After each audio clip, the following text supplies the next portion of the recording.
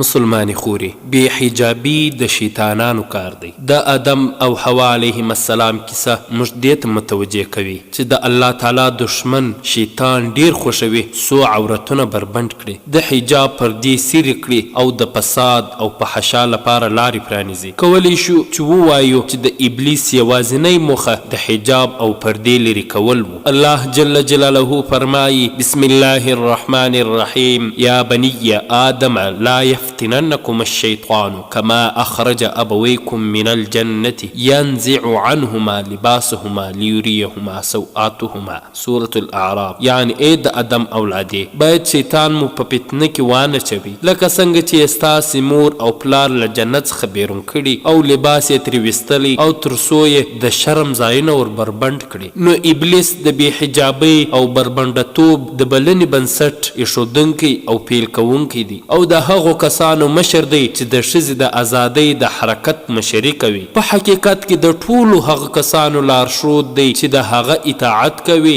او د الله تعالی نافرماني کوي، او د هغو ښځو لارښود دی چې په خپله بې حجابۍ باندې مسلمانان بې لارې کوي او ځوانان فتنې او فساد ته راکاږي. رسول الله صلی الله علیه وسلم فرمایي: له ما څخه وروسته داسې هیڅ فتنه نشته چې د هغه ضرر او زیان سړیو ته له ښځو زیات وي.